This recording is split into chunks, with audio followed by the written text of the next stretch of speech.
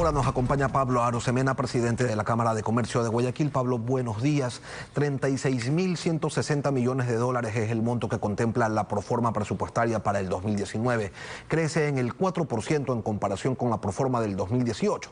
Claro, ahí está la mitad de la plata que le deben dar al IES por concepto del 40% y también lo de la ley amazónica. Pero en concreto, lo cierto es que se requiere de más dinero. ¿Y dónde quedó entonces el ajuste fiscal?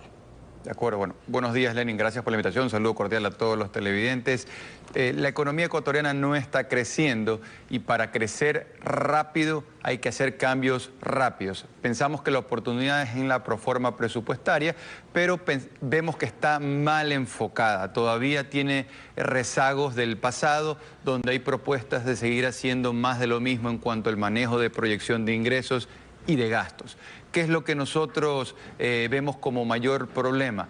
En época de vacas gordas, lo normal es que los estados deban de ahorrar, y en época de vacas flacas lo que deben de hacer es gastar o generar inversión pública productiva. Pero ¿qué es lo que se proyecta? ¿Cuál es la variable de ajuste? Justamente el gasto de inversión pública, lo que se pretende recortar, lo cual es recesivo. ¿Cuál es la propuesta de nuestra parte? En vez de eso, recortar el gasto público improductivo, que es básicamente la burocracia dorada que brilla más que nunca. Ahí hay muchísima tela que cortar y ahí es donde nosotros pensamos que se debe de realizar el mayor ajuste para tener un presupuesto que en vez de seguir endeudándonos más, se genere menos gasto público improductivo. Pero ¿cómo hacemos entonces? Después del despilfarro de la década anterior se suponía que debíamos entrar precisamente en ajustes, y ahora que se están ajustando ciertos rubros, nos dice usted que debemos gastar. Pero el problema es que para gastar se necesita de dinero y aquí no hay plata. ¿De dónde la sacamos? Si obtener créditos es tan complicado que en el Ministerio de Finanzas tienen que hacer malabares para desarrollar unas operaciones extrañas, creativas, dicen ellos, con tal de obtener unos pocos cientos de millones que les permitan salir, por ejemplo, de diciembre y los sobresueldos?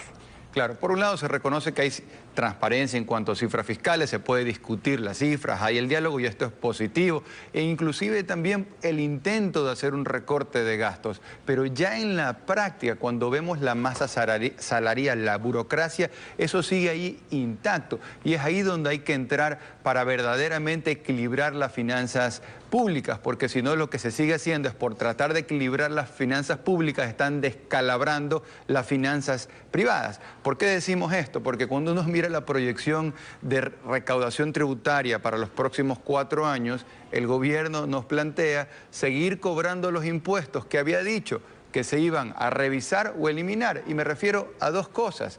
Al impuesto a la salida de divisas. Están proyectando que lo van a seguir recaudando por los próximos años, y por otro lado me refiero al anticipo del impuesto a la renta, que a todas las inversiones las ahuyenta y luego se extrañan de por qué no vienen las inversiones. Plantean recortar nómina, ¿por qué no eliminar subsidios?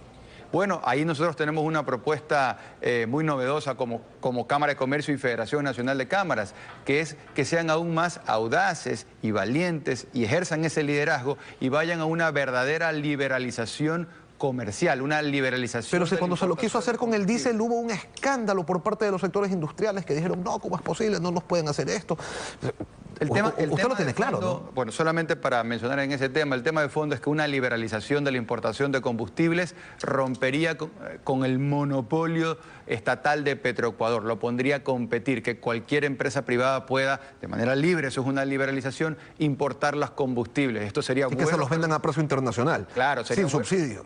Así es, sería bueno para el sector privado y sería bueno para el Estado. Entonces, ese tipo de propuestas están ahí sobre la mesa y esperamos que el gobierno las agarre. Pero lo que tenemos hasta aquí es estancamiento. La economía ecuatoriana viene desacelerándose. He traído un cuadro de cómo estamos en el último año. El crecimiento de ventas se ha reducido a menos de la mitad. En septiembre del año pasado la economía iba al ritmo del 8%.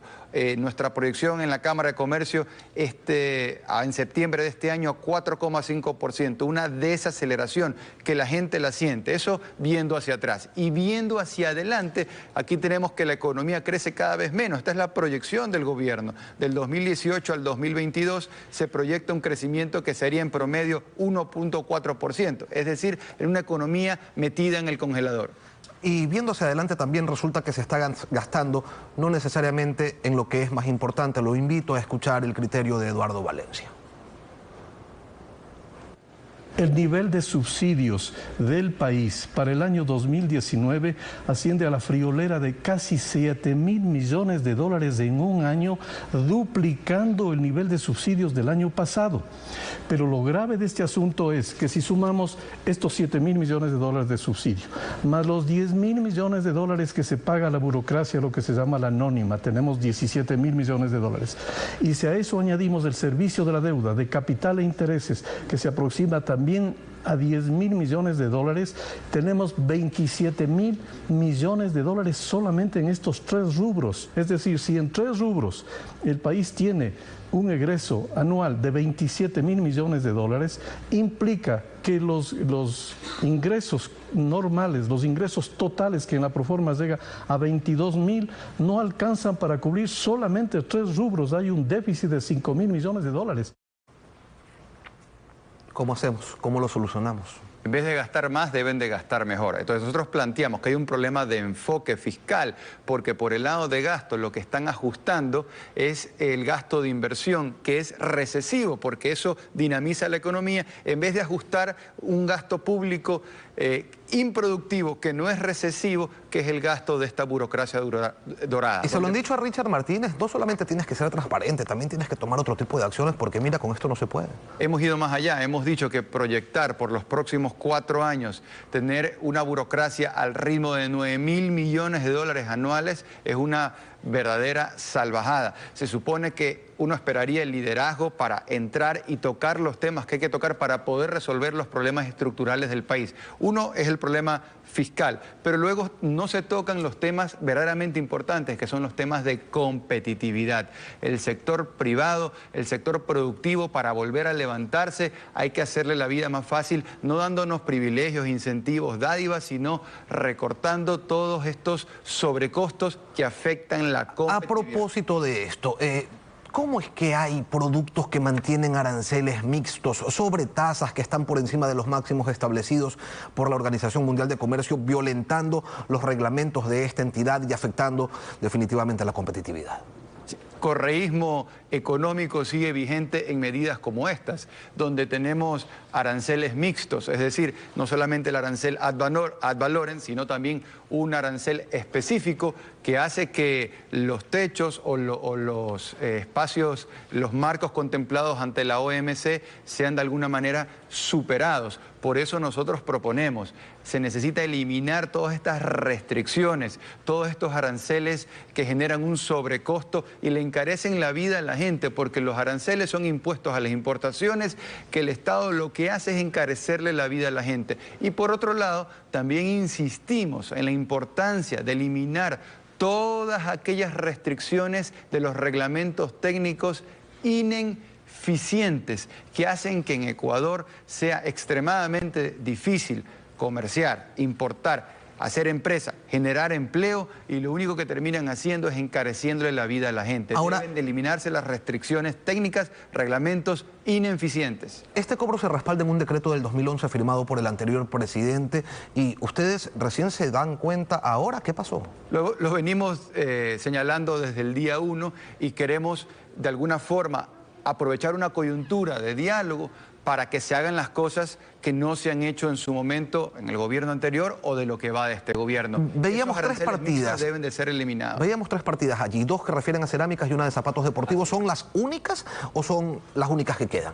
No, hay múltiples partidas. Hemos agarrado esas como ejemplo para efectos de que la ciudadanía vea la gravedad del tema. En el caso de importación de calzado, aparte de pagar este arancel ad valorem de toda la vida, digámoslo así, tienes pues este costo por par de $6 por par. Y lo que hace es que al combinar estos dos impuestos, terminas pagando un valor mucho mayor al supuesto tope que tiene el arancel, que en ese caso, pues alrededor del 25-30%, terminas pagando más del 40%, y eso le significa que la gente tiene que sacar más plata del bolsillo. El Ecuador se convirtió en un país carísimo, tenemos oportunidad de empezar a tener un país más económico, que sea más fácil producir, consumir, pero para eso se espera el liderazgo del sector público y que empiecen a sintonizarse con el clamor de los comerciantes a nivel nacional. Pablo Arosemena, presidente de la Cámara de Comercio de Guayaquil, gracias por venir a Contacto Directo. Muchas gracias. Concluimos así esta emisión y como siempre agradeciéndoles a ustedes su confianza y sintonía. Nos volvemos a encontrar mañana, Lenin. Será hasta entonces. Un buen día para todos.